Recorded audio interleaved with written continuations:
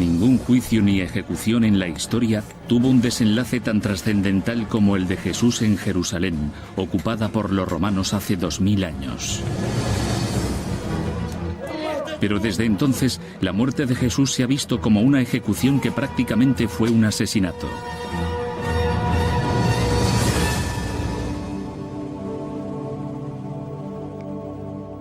Las pruebas históricas sugieren que hay tres sospechosos principales. Caifás, el sumo sacerdote del gran templo de Jerusalén. Poncio Pilatos, el gobernador romano de Judea. Y, sorprendentemente, el mismo Jesús estuvo implicado en su propia muerte.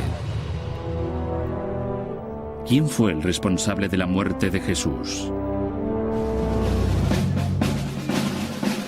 El juicio y la crucifixión de Jesús fueron dramáticos, rápidos y brutales.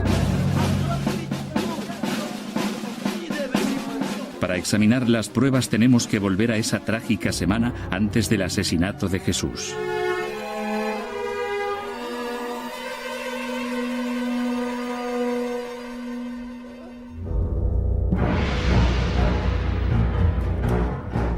Jerusalén, año 30 después de Cristo.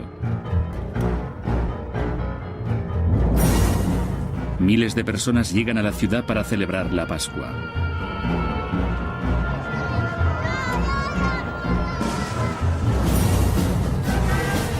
Jesús, un rebelde de Galilea, está teniendo un gran impacto. Entra a la ciudad montado en un burro cumpliendo antiguas profecías sobre la llegada del Mesías. Al día siguiente, en el gran templo, Jesús ataca a los comerciantes por contaminar ese lugar sagrado.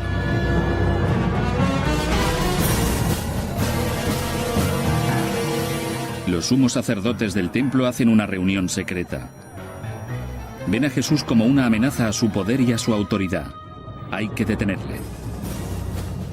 Al día siguiente alertan a los romanos. Para ellos, Jesús podría ser la causa de un levantamiento contra la Roma imperial. Esa noche, los guardianes del templo detienen a Jesús en el jardín de Getsemaní. Le llevan ante Caifás, el sumo sacerdote del templo, para ser juzgado. Y después, ante Poncio Pilatos, el gobernador romano. En menos de 24 horas, Jesús es sentenciado a muerte por crucifixión.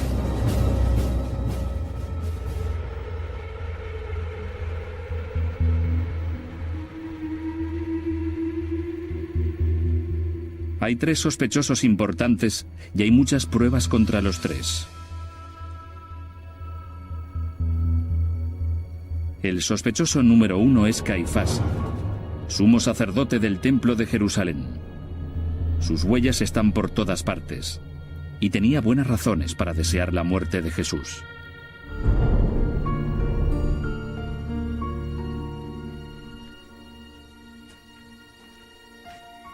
Caifás fue el sumo sacerdote más importante de la historia de Judea. Era un hombre de gran influencia en la vida de Jerusalén. Llevaba 18 años como sumo sacerdote, cuando la media de supervivencia en el trabajo era de solo 4. También tenía grandes habilidades políticas y una astuta capacidad para cooperar fructíferamente con los romanos, los dirigentes reales de Judea.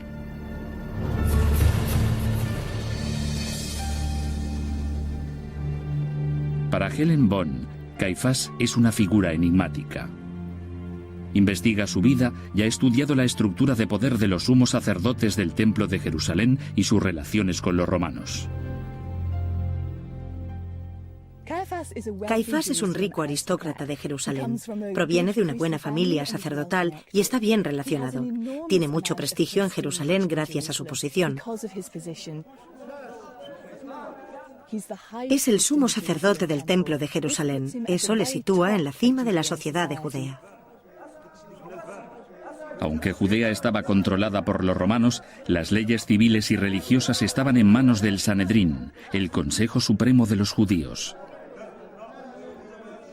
Tenía 71 miembros, la mayoría de ellos grandes sacerdotes, y estaba presidido por el sumo sacerdote Caifás. La manera de funcionar del sistema era que los romanos escogían un gobernador y el gobernador escogía al sumo sacerdote. En este caso, Caifás y Pilatos parece que tenían una excelente relación. El sumo sacerdote, Caifás, y los otros sumos sacerdotes dependían totalmente de la aprobación romana, y para tener la aprobación romana debían mantener el orden en la sociedad. La posición y el poder era lo que Caifás y todos los grandes sacerdotes podían perder si la gente empezaba a seguir a Jesús. Eso podía conducir a malestar e incluso revolución en Judea. Y también podían perder algo más concreto.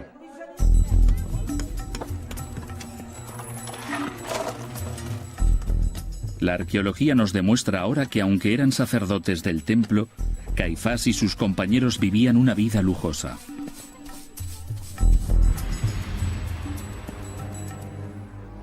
James Strange pasa gran parte de su vida profesional estudiando las pruebas que tenemos hoy de los acontecimientos descritos en el Nuevo Testamento. Cree que hay muchas señales arqueológicas que indican que Caifás y los grandes sacerdotes de Jerusalén vivían con bastante comodidad en la mejor parte de la ciudad.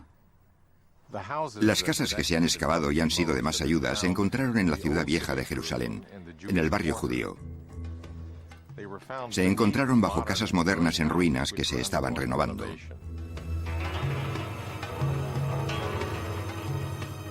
La calidad del trabajo en esas casas antiguas era de lo más alta. La gente que vivía aquí tenía dinero. Los interiores estaban decorados ricamente con suelos de mosaico, techos pintados y muebles elegantes. Todo esto se suma para sugerir algo sobre su estilo de vida. Tenían mucho espacio, vivían en salones grandes, mucho más grandes de lo que se espera encontrar en casas antiguas.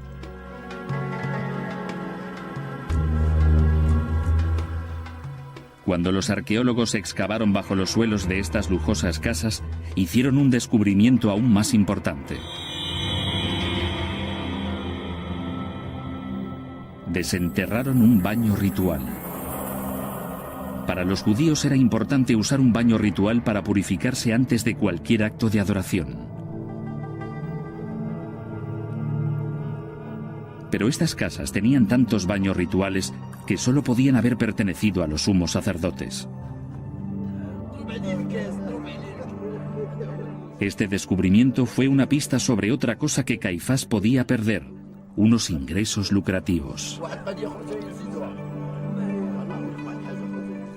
Según la ley judía, la mayoría de la gente que llegaba a Jerusalén en Pascua iba a estar sucia.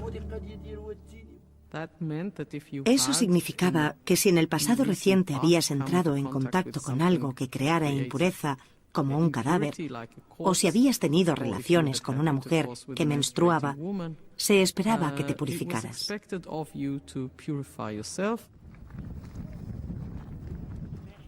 Antes de poder entrar en el templo, todo el mundo tenía que estar limpio ritualmente. La inmersión en el agua de un baño ritual aseguraba la purificación. Los sacerdotes tenían baños rituales situados estratégicamente fuera del templo para uso público.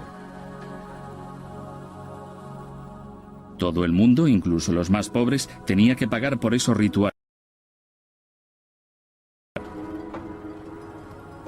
Ronnie Reich ha encontrado más de 150 baños rituales alrededor del templo.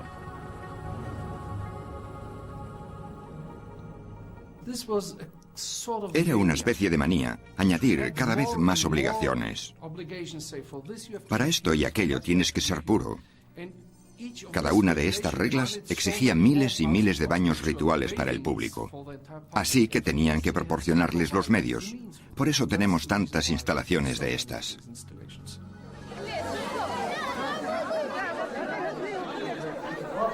Los baños debieron generar unos ingresos considerables para los sacerdotes.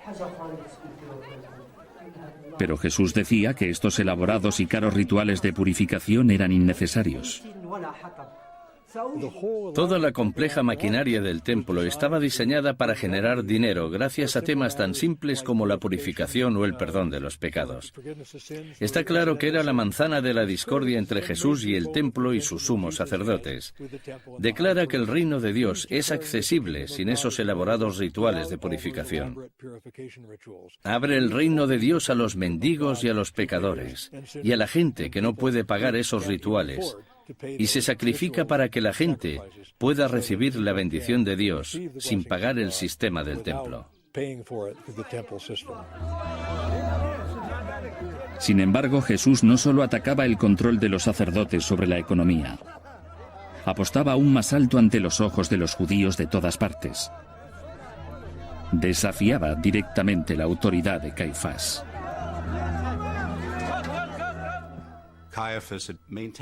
Caifás había mantenido un control bastante fuerte sobre la vida religiosa de los judíos, no solo en Jerusalén y en Judea, sino de la comunidad judía mundial de este periodo. Jesús no era el primer rebelde judío que se enfrentaba a Caifás. Pero esta vez Caifás tenía una buena razón para preocuparse.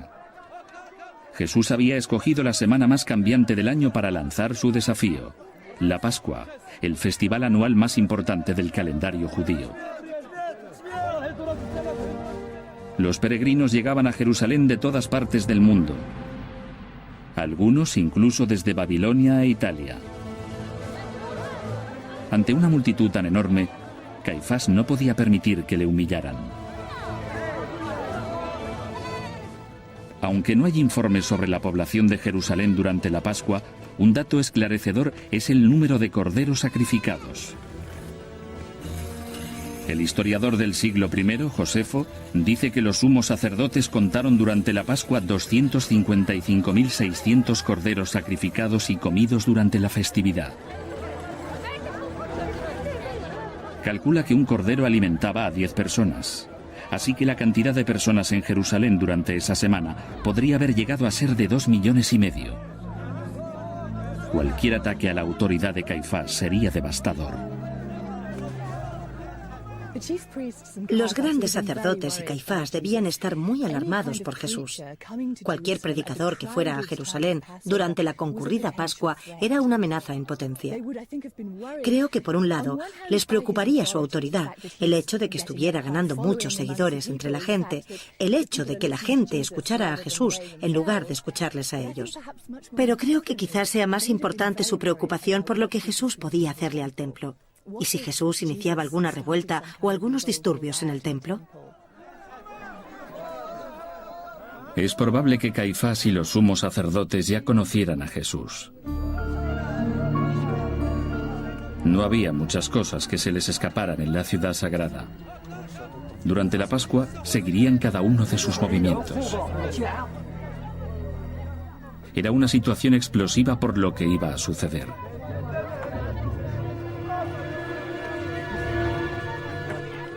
En el templo, Jesús dio el primer paso.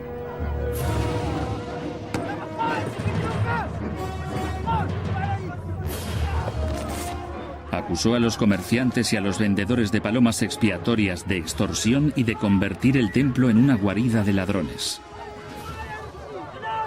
Esta acción fue también un símbolo muy poderoso. Jesús decía que Dios destruiría ese templo y toda su corrupción.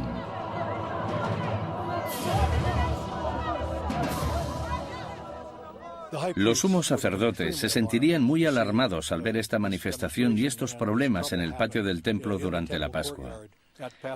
El templo era el lugar donde los sumos sacerdotes ejercían su dominio.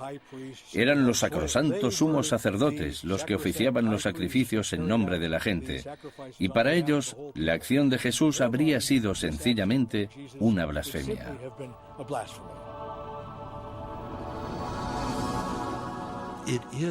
Es un acto de arrogancia. Ese tipo cree que puede entrar en el templo y hacer cosas como esa. Es un insulto. Es un acto que muestra una gran insatisfacción ante el orden de las cosas. Tiene lugar en un momento muy público en el que cientos de personas podrían haber sido testigos.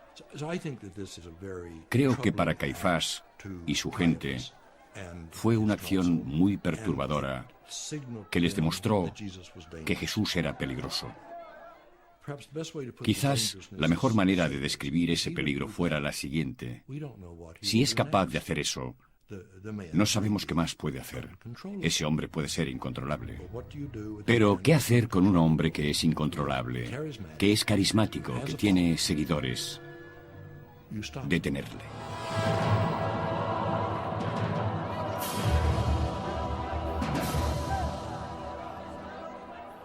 Detener a Jesús es exactamente lo que Caifás se dispuso a hacer.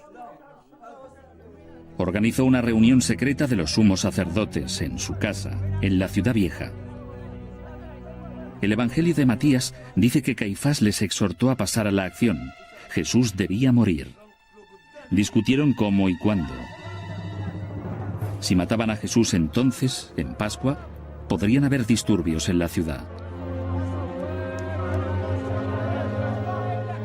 Hablaran de lo que hablaran, sabemos que Caifás decidió atacar. Estamos en mitad de la noche. Las calles de Jerusalén están desiertas. La gente está en casa, celebrando la Pascua. Puede hacerlo en secreto y rápidamente.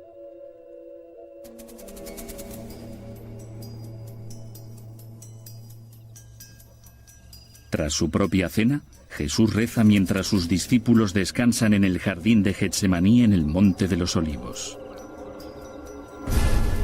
Le interrumpe la llegada de un destacamento de guardias del templo.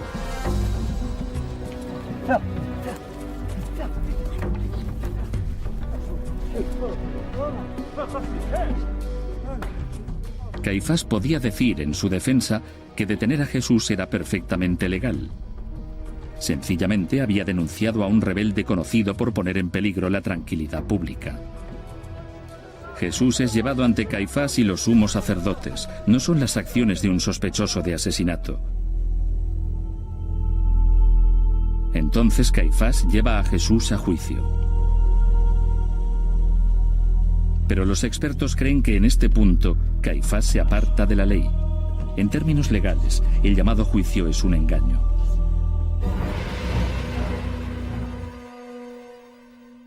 Todo el juicio judío contra Jesús, tal y como se describe en los Evangelios, es una total parodia de la justicia.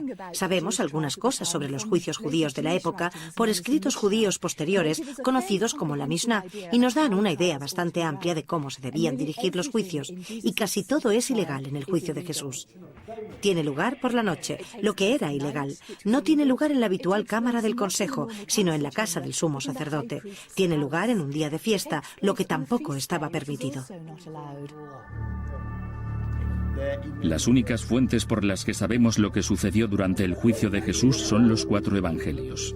Varían, pero refuerzan la sospecha de que lo que pasó esa noche no estuvo totalmente en regla. Caifás fue tanto el juez principal como el abogado acusador. Ese fue el papel que asumió la persona que convocó el tribunal.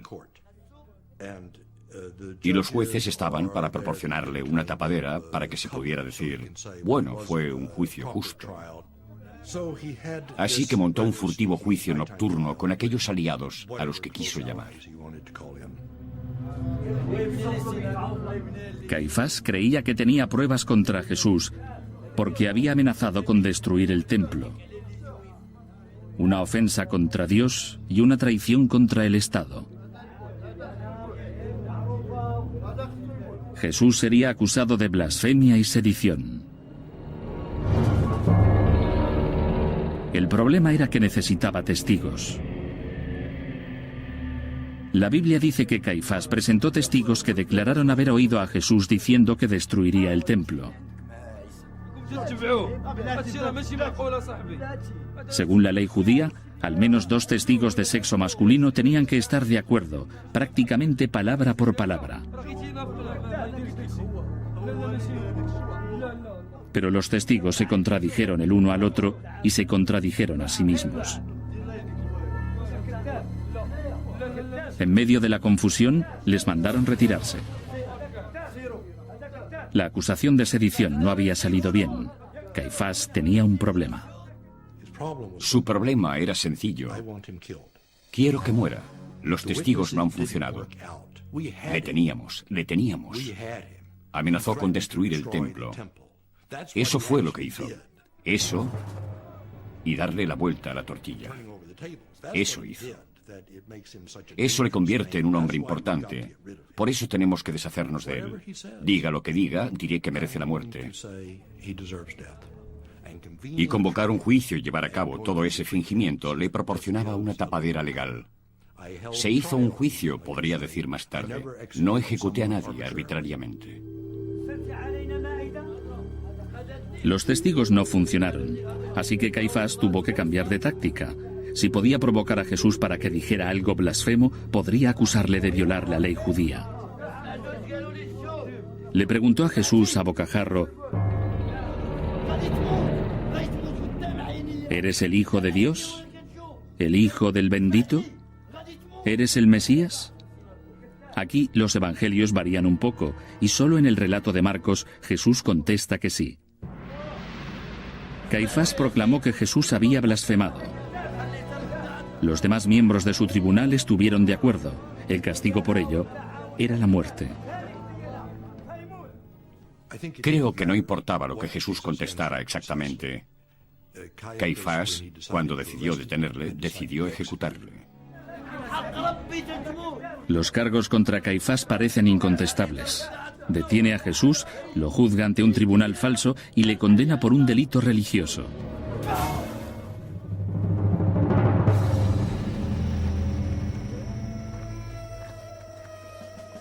Solo hay un pequeño problema.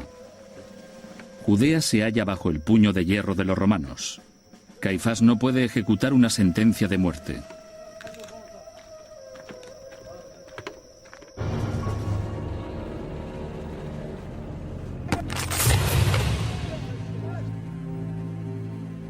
Así que Caifás tenía el motivo, pero no el poder. Al final, no importa lo mucho que quisiera ver muerto a Jesús, no podía hacerlo. Las pruebas contra Caifás son muy claras. Pero para averiguar quién mató en realidad a Jesús, tendremos que buscar en otra parte.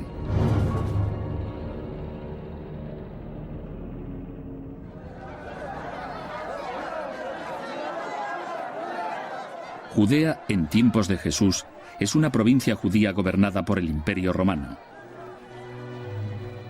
Todo el poder, incluyendo el poder sobre la vida y la muerte, está en manos de un hombre, el gobernador romano Poncio Pilatos. Pilatos tiene 6.000 tropas a su mando. Un poco más lejos, en Siria, 30.000 soldados más están de guardia preparados para apoyarle. Roma dirigía Judea desde hacía solo 25 años en la época de Jesús, así que el control aún era bastante tenue e incierto. Por lo que la principal tarea de Pilatos era asegurarse de que en Judea se mantenían la ley y el orden. Si hay un sospechoso evidente en esta investigación, es Poncio Pilatos. Pilatos fue el hombre que mandó que Jesús fuese crucificado. Tiene que ser el principal sospechoso. En la Biblia, Pilatos parece ser inocente en la muerte de Jesús. Pero puede que esa no sea toda la verdad. De hecho, todas las pruebas no bíblicas representan a un hombre muy diferente.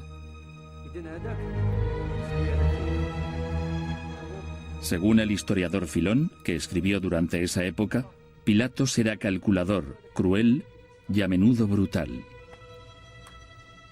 También sentía una intensa antipatía hacia los judíos. Tanto es así que instaló su cuartel general aquí, en la ciudad de Cesarea, en la costa mediterránea, y no en la capital judía, Jerusalén. Cesarea estaba a unos 100 kilómetros de Jerusalén, un viaje de 2 días y medio. Poncio Pilatos parece haber sido un hombre arrogante, descarado y particularmente insensible en su trato con los judíos. Probablemente sentía el típico desdén romano por cualquier otra cultura y debía pensar que no estaban tan civilizados como los propios romanos. Pero Pilatos no podía evitar su visita anual a Jerusalén por Pascua. Como gobernador romano de Judea, asistir al festival más importante del calendario judío era parte de sus deberes oficiales. Para hacer más soportable el viaje, Pilatos se llevaba consigo a su mujer. Aún así, tenía muchas cosas en las que pensar. Pilatos habría estado particularmente preocupado por el mantenimiento de la ley y el orden durante la Pascua. Era una importante festividad que conmemoraba la época en que los israelitas salieron de Egipto y entraron en la tierra sagrada, traídos por Dios, deshaciéndose de la opresión extranjera. Y por eso era normal que durante la Pascua la gente empezara a pensar en los señores romanos, que empezara a pensar acerca de la nacionalidad. Pensaban en opresores extranjeros, y no era un accidente que casi todos los disturbios del siglo I, de los que tenemos constancia, tuvieran lugar durante la Pascua. Así que si iba a haber una revuelta judía, con mucha seguridad iba a tener lugar aquí, en Jerusalén, probablemente en el templo, y si algo amenazaba con alterar la paz, Pilatos acabaría con ello enseguida. Pilatos tenía una gran red de espías e informadores por toda la ciudad. Debía saber cosas sobre Jesús y sobre los seguidores que iba ganando, y sobre algún incidente en el templo. Y entonces debía saber que Caifás había celebrado un juicio la noche anterior con una sentencia de muerte. El amanecer del día siguiente al juicio. Caifás envió a Jesús a presentarse ante Pilatos, porque solo el gobernador romano podía cumplir una sentencia de muerte. Pilatos era conocido por haber ejecutado a prisioneros sin siquiera un juicio. Pero pocas cosas podrían haberle preparado para el extraño caso de Jesús de Nazaret.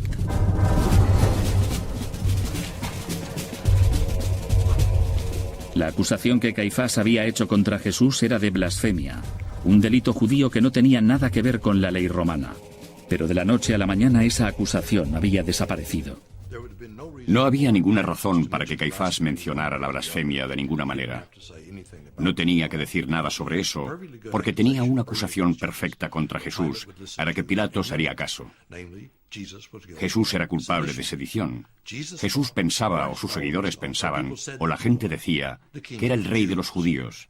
Eso le haría culpable de un delito muy importante contra Roma y haría que le mataran muy rápidamente.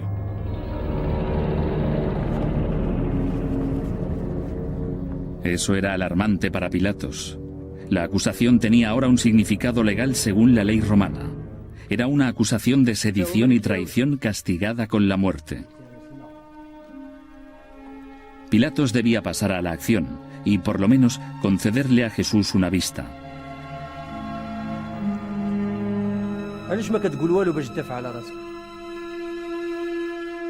Los juicios romanos a menudo se hacían en público. Una multitud se empezó a reunir en la febril atmósfera de Pascua en Jerusalén en cuanto se supo la noticia de que Jesús de Nazaret defendería su vida en un juicio.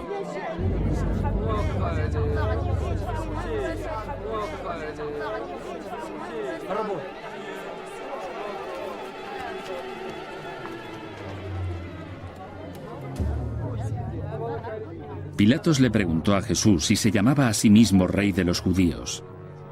Jesús contestó poco o nada.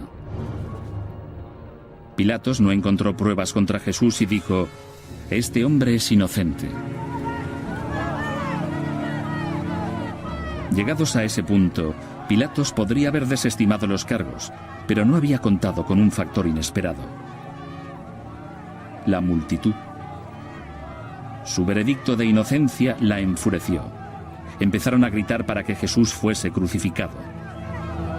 Es posible que la multitud fuese una turba espoleada con los sacerdotes mayores para presionar a Pilatos. Pilatos se enfrentaba ahora a un dilema. Si dejaba libre a Jesús, podía haber disturbios graves. Pero, ¿por qué iba a ejecutar a un hombre inocente? Pilatos estaba un poco entre la espada y la pared porque, por lo que sabemos de él, por los evangelios y por otras fuentes, como el historiador Josefo que escribió sobre él, deja claro que a Pilatos no le preocupaba ofender a la gente. Y de hecho, cuando miró a Jesús y leyó los informes que le habían dado sus oficiales, tuvo claro que Jesús no dirigía ninguna revolución militar. Así que Pilatos dijo: no encuentro ningún problema, no creo que sea culpable de esas acusaciones. Pilatos decidió entonces dar lo que creyó que era un golpe maestro. Había una amnistía de Pascua que permitía al gobernador romano liberar a un prisionero. Ofreció a la multitud escoger entre Jesús y Barrabás, que estaba encarcelado por asesinato.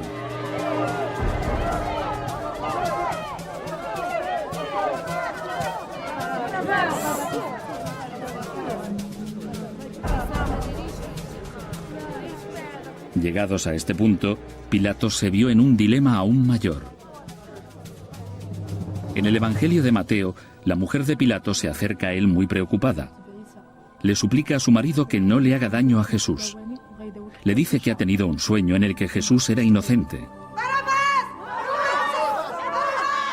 Pero Pilatos se ve interrumpido por la multitud que le grita que libere a Barrabás y que crucifique a Jesús.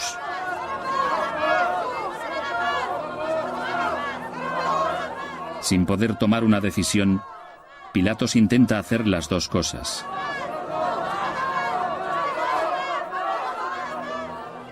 Emite una sentencia extraordinaria. Habiendo declarado inocente a Jesús, Pilatos lo condena a morir crucificado.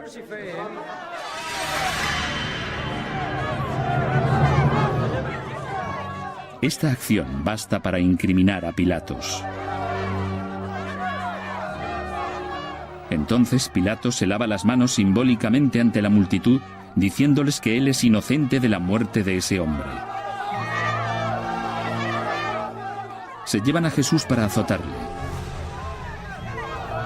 Pero aun con todos sus intentos de lavarse las manos en ese asunto, el hecho de que Jesús fuera crucificado hace que Pilatos sea un claro sospechoso. En su defensa, Pilatos podía decir que era su deber como gobernador romano ejecutar a los rebeldes que amenazaban al Estado.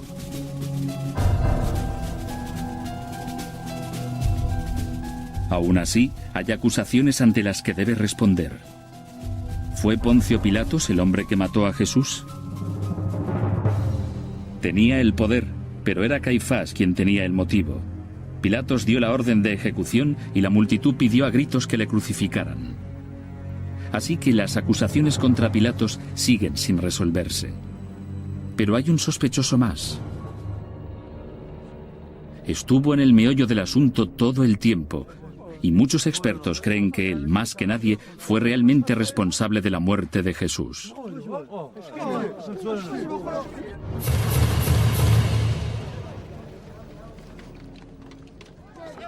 Para examinar las pruebas, iremos un poco más atrás, al inicio de la semana de Pascua. Como cientos de otros peregrinos, Jesús viajó a Jerusalén. Su entrada en la ciudad ahora es una leyenda. Entró en Jerusalén montado sobre un burro. Parece un acontecimiento muy simple, pero hay más de lo que se ve a simple vista. Esta acción por parte de Jesús fue muy provocativa.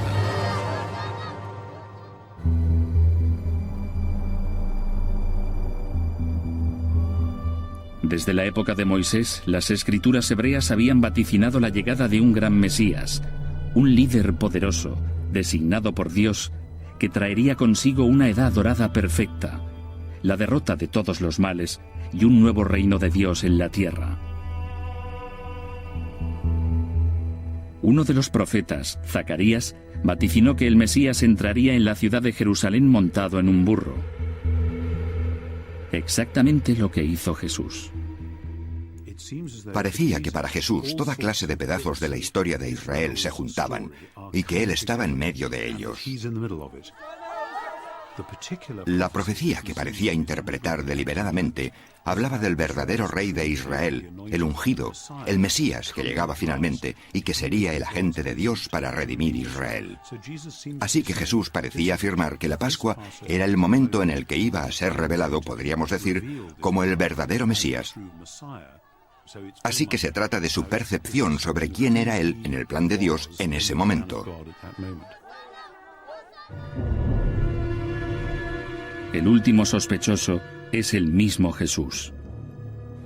Existe una cantidad considerable de pruebas que sugieren que sabía que todo lo que hacía estaba deliberadamente planeado y que sabía las consecuencias que tendrían sus actos.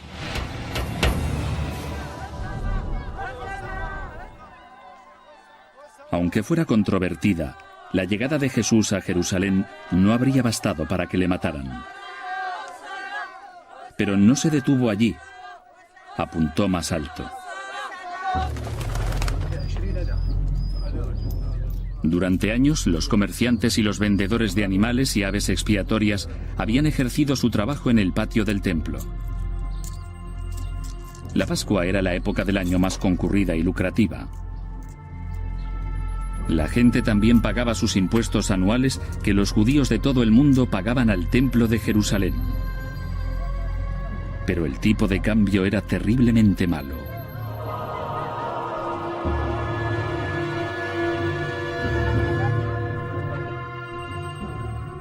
Jesús llevó a cabo su acción más provocativa al declarar que el templo era un lugar de oración y no una guarida de ladrones durante esa extraordinaria semana.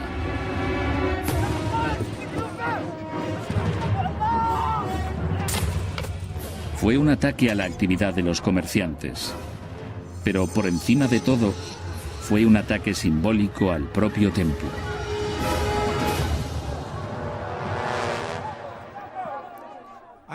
Creo que podemos estar seguros de que Jesús sabía el riesgo que corría, que sabía cuáles eran las consecuencias potenciales. Sabía lo que significaba proclamar la destrucción del templo y afirmar que se formaba un nuevo reino, el reino de Dios. Sabía que el riesgo era la detención, el juicio, la condena y la muerte.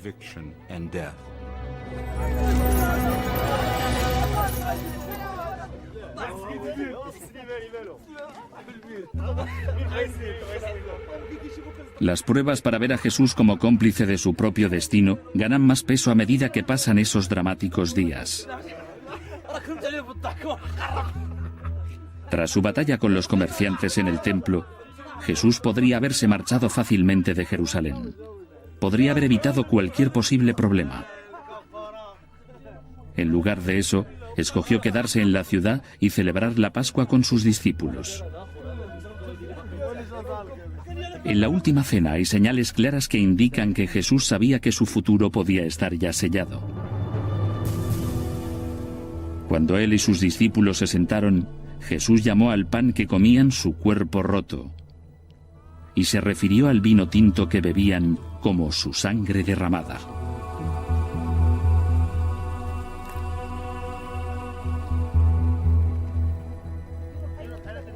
Jesús parecía estar pronosticando su propia muerte y parecía hacer todo lo posible por acercarse a ese final.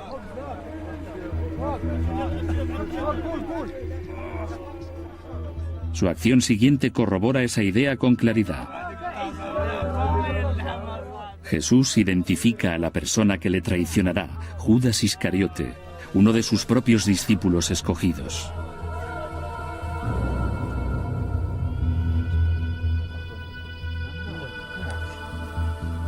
En uno de los evangelios, Jesús le dice a Judas: haz lo que tengas que hacer, pero hazlo rápido. Para meterse directamente en la boca del lobo, lo que consecuentemente puede indicar que Jesús sufría algún tipo de crisis. Pero debemos recordar que creía profundamente que cumplía una misión de Dios.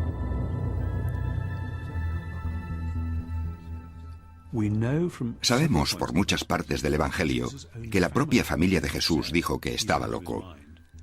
Sabemos que alguna de la gente que escuchaba sus enseñanzas dijo que estaba completamente chiflado. ¿Por qué molestarse en escucharle? Y cuando te están juzgando y puedes perder la vida por una visión que has tenido, por una vocación que tienes, debe volver a surgir la pregunta. Quizás hayas cometido un terrible error, y estoy seguro de que Jesús debe haberse enfrentado a esa cuestión una y otra vez durante su vida, y cada vez que se enfrentaba a ella, le daba la misma respuesta. No, puede parecer una locura, pero es lo que debo hacer. Esa noche hubo un último incidente que confirmó que Jesús era completamente consciente de lo que hacía. Tras la última cena, él y sus discípulos fueron al jardín de Getsemaní, fuera de las murallas de la ciudad. Los evangelios dicen que allí, por primera vez, Jesús empezó a tener dudas sobre su destino. Describen los acontecimientos como la agonía de Jesús.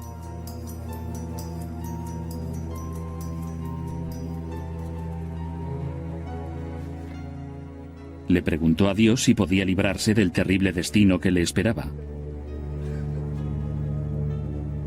Es en este punto cuando se revela en su totalidad la complicidad de Jesús en su propia muerte. Según el Evangelio de Lucas, Jesús suda sangre, y gotas de esa sangre caen en el camino, ante él. Los estudiosos siempre habían dado por sentado que ese era un detalle inventado por el autor del Evangelio, un recurso literario dramático para expresar el miedo y la ansiedad de Jesús. Pero la patología forense sugiere que este acontecimiento pudo haber ocurrido. Eso nos daría las mejores pruebas de que Jesús sabía lo que le esperaba. Los médicos explican que cada una de las glándulas sudoríparas de nuestro cuerpo están regadas por capilares, pequeños vasos sanguíneos. Bajo una gran presión, los capilares pueden romperse y la sangre puede mezclarse con el sudor y convertirse en una mezcla de sudor y sangre. El nombre médico de esto es hematidrosis, sudor sanguinolento. Lees a Lucas y los Evangelios y descubres que Jesús sudó sangre. A mí no me sorprende, es decir, la relación entre mente y cuerpo se conoce desde hace mucho tiempo. Cuando estás sometido a muchas tensiones debes liberarlas de alguna manera, y eso fue una reacción muy extraña, pero estuvo estimulada por el estrés. Y la confrontación en el jardín, cuando te preparas para que te lleven a juicio, es un momento de máxima tensión que tiene que salir de una manera u otra, y salió de una extraña manera, sudando sangre.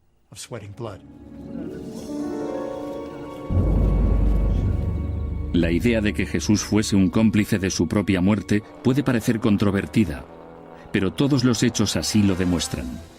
En muchas ocasiones, Jesús tuvo la oportunidad de abandonar Jerusalén. Pero siempre se opuso a escoger la huida más fácil. En ningún momento durante esa semana fatídica, Jesús intentó escapar. Se mantuvo en sus 13. Judas le traicionó con un beso y se desencadenó el terrible desenlace.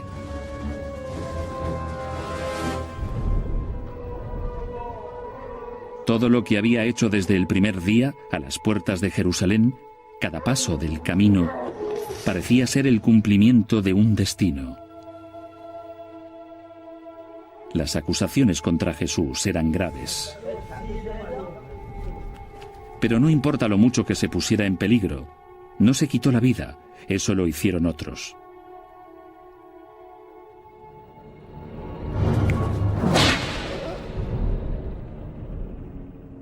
Repasemos las pruebas.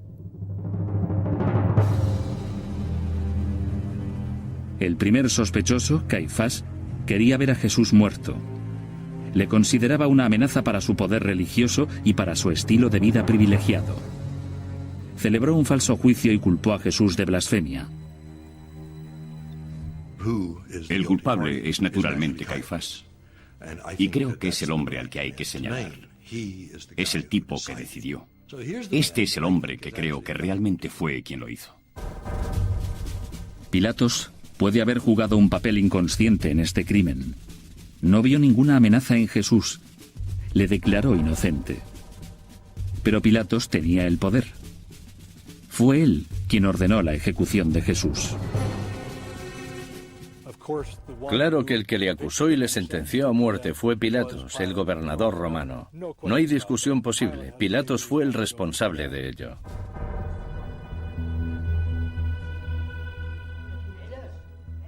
El sospechoso final, Jesús.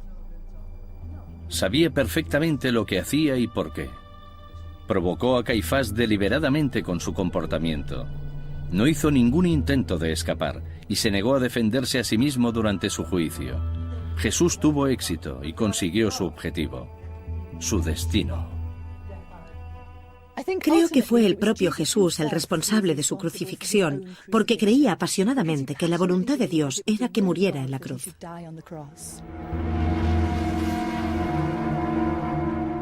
¿Quién fue responsable de la muerte de Jesús? Las pruebas sobre los 3 sospechosos lo dejan claro. Claro, pero no sencillo. Todos lo son. De algún modo son los 3, pero de una manera diferente cada uno. Pilatos es sin duda un hombre culpable. Tiene las manos manchadas de sangre y lo sabe. Caifás es sin duda un hombre culpable. Es un político astuto que envía a un hombre inocente a la muerte. Jesús, yo no diría que era culpable en ese sentido. Jesús fue fiel a su vocación, aunque le condujera a la muerte. Poncio Pilatos mató a Jesús, pero le ayudaron. Caifás y los sacerdotes del templo le ayudaron acusando a Jesús. Caifás debía responder por eso. Y Jesús ayudó a Pilatos, corriendo el riesgo de proclamar su mensaje y sufriendo las consecuencias. Los romanos eran maestros de la crucifixión. La ejecución pública de Jesús debía ser una lección para todo Jerusalén.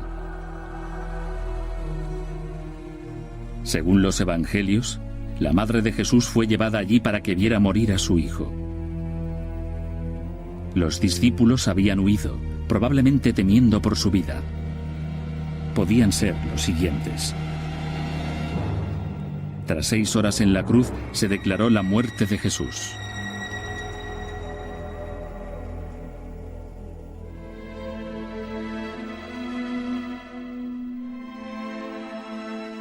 Un capítulo de la vida de Jesús había acabado, pero la historia no había hecho más que empezar.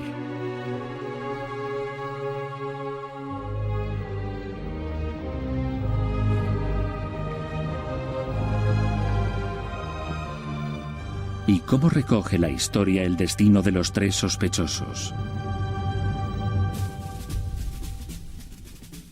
Pilatos fue llevado a Roma para ser juzgado por tratar brutalmente a los judíos. Pero el emperador Tiberio murió y Pilatos nunca fue llevado a juicio. Se cree que se suicidó en el año 37, no mucho después de la crucifixión. Caifás fue retirado de su puesto poco después de la muerte de Jesús y vivió tranquilamente en su granja cerca de Galilea. Está enterrado en Talpiot, en Jerusalén. Jesús siempre será una figura importante en la historia del mundo y en la fe religiosa.